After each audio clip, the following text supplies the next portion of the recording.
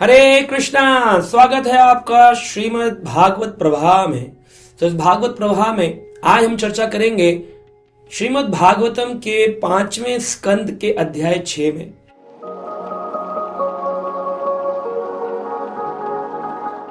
जहां पर हम सुन रहे हैं भगवान ऋषभ देव की कथा। ऋषभ देव भगवान अपने स्वयं के बारे में आत्म साक्षात्कार करके शिक्षा देते हैं कैसे व्यक्ति को आत्म साक्षात्कार करना चाहिए और संसार की भौतिक क्रियाओं से, योगा आदि से अपने को निवृत्त करना चाहिए।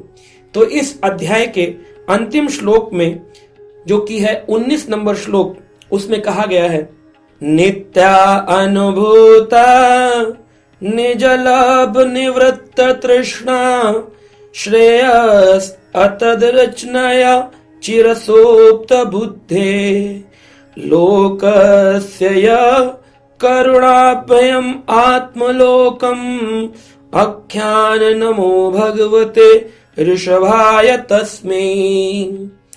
इसमें कहा है नित्यो अनुभूता।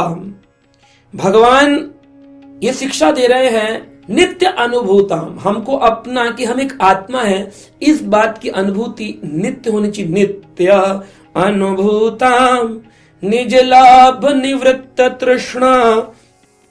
ऋषभ देव ने अपनी सारी इच्छाओं को सारी तृष्णाओं को समाप्त कर दिया और जंगल की ओर चले गए। अपने 100 पुत्रों को आदेश देने के बाद ऋषभ देव भगवान जंगल की ओर चले गए और वहां क्या किया, श्रेयसी अतत्रचनाय, और उन्होंने अपने शरीर को एक निर्जीव की तरह डाल दिया। ऐसे पड़े रहे बिल्कुल जैसे कोई निर्जीव एक मृत शरीर पड़ा रहता है। और क्या किया, बोले सुप्तः बुद्धे लोकस्य यः करुणाय अभ्यम।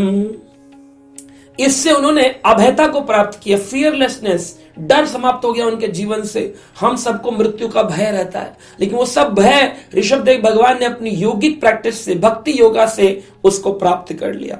और अंत में नमः भगवते ऋषभाय तस्मै, ऐसे भगवान ऋषभ को हम सब प्रणाम करते हैं। तो ये बात समझने वाली है कि ऋषभ देव भगवान ने अपने जीवन से सिखाया कि जीवन में परमार्थ का इस्तेमाल आत्मा साक्षात्कार, अपने को स्वयं को समझने में हो, ना कि जीवन में केवल इसलिए भोग वृत्ति के लिए कि ये पैसे दे दो, गाड़ी दे दो, बंगला दे दो, नौकरी दे दो, धन दे दो, ये दे दो। प्रभु भी कहे कितना दिया फिर भी दे दो कर रहा है। ऐसा ना हो। हम क्या बन जाएं, हम भगवान के आध्यात्मिक गुणों को अर्जित करें।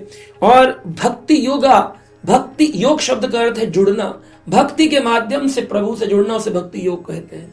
और एक योग होता है भक्ति से न जुड़ करके व्यक्ति योगा करता है, शरीर की क्रियाएं करता है, प्राणायाम, आसन, लेकिन वह भी 2 कार्य करता है। अष्टांग योग के 8 अंग हैं, यम, नियम, आसन, प्राणायाम, प्रत्याहार, ध्यान, धारणा, समाधि, तब अष्टांग योग बनता है। अब लोगों ने 8 अंगों में से केवल 2 अंग पकड़ लिए, आसन, अलोम विलोम प्राणायाम, बस। यम नियम, क्या करना है क्या नहीं करना है, यम नियम भूल गए।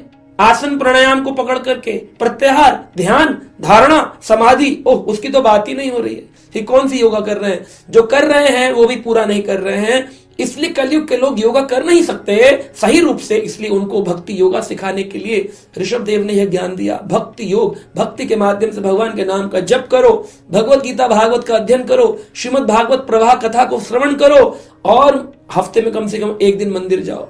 जीवन में अपने यम करो, नियम करो और भगवान के नाम का जप करोगे, संकीर्तन करोगे, तो आप पाओगे कि आप भगवान से जुड़ गए हो, आपको आनंद का अनुभव हो रहा है। लेकिन जो लोग बड़े बड़े योगी होते हैं उनका मन केंद्रित नहीं हो पाता, उनका मन कंट्रोल में नहीं हो पाता है।